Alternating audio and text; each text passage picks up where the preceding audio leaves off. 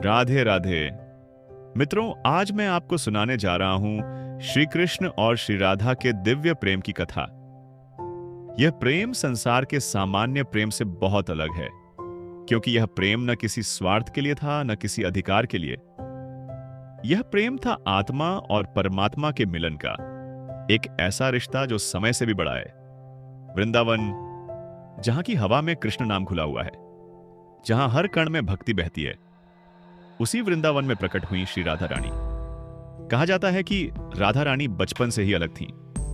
उनका हृदय बहुत शांत था, लेकिन भीतर एक अनकही सी तड़प थी, जैसे वह किसी को खोज रही हो, जैसे उनका मन किसी नाम को बार बार पुकार रहा हो, और वह नाम था कृष्ण।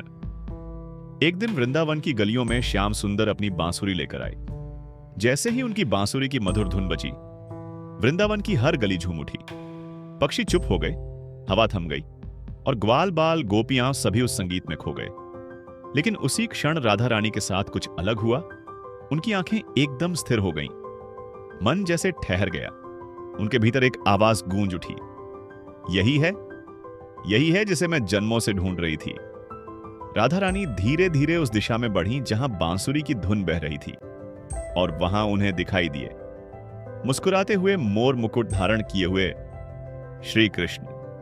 कृष्ण ने राधा रानी की ओर देखा, और बस एक पल में ऐसा लगा जैसे दो आत्माएं नहीं, दो संसार नहीं, बल्कि दो भाग एक हो गए हों। राधा और कृष्ण का प्रेम कभी शब्दों में नहीं बंधा। उनका प्रेम दिखावा नहीं था, उनका प्रेम किसी मंजिल के लिए नहीं था। वह प्रेम बस प्रेम था, निःस्वार्थ, निर्मल और परम। कृष्ण राधा से कहते थे, राधे, लोग मुझे भगवान कहते हैं, पर मेरे लिए तुम ही सब कुछ हो।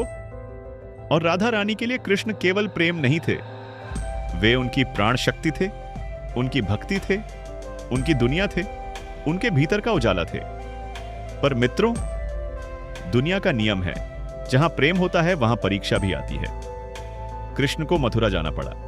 कृष्ण का जाना केवल एक शहर बदलना नहीं था, यह वृंदावन की रूह का हिल जाना था। कृष्ण जब वृंदावन छोड़ रहे थे तो गोपियां रो रही थीं, ग्वाल बाल उदास थे, पेड़ तक झुके हुए थे। और राधा रानी बस चुप थी, क्योंकि जब प्रेम बहुत गहरा हो तो आंसू भी कम पड़ जाते हैं। लोग कहते हैं राधा कृष्ण का प्रेम अधूरा रह गया, पर सच यह है मित्रों, उनका प्रेम कभी अधूरा था ही नहीं, क्योंकि जो प्रेम शरीर से जुड़ा हो वह पास रहकर ही चलता है।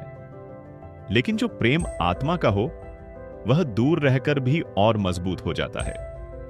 राधा रानी ने कभी कृष्ण से शिकायत नहीं की, उन्होंने कभी कृष्ण को रोका नहीं, क्योंकि राधा जानती थी कृष्ण का जीवन किसी एक का नहीं, कृष्ण तो सबके हैं। और यही प्रेम की सबसे बड़ी पहचान है, जहां अधिकार नहीं, बस समर्पण होता है। कृष्ण मथुरा गए, कंस का अंत किया, धर्म की स्थापना की, फिर द्वारका के राजा बने। पर कहते हैं कृष्ण की बांसुरी आज भी वृंदावन को याद करती थी, आज भी उसकी धुन में राधा का नाम बसता था।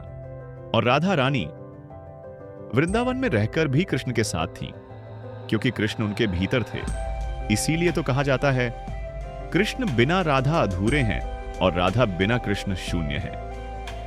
राधा रानी कोई साधारण प्रेमिका नहीं थी, वह प्रेम का स्वरूप थी, वह भक्ति का अर्थ थी।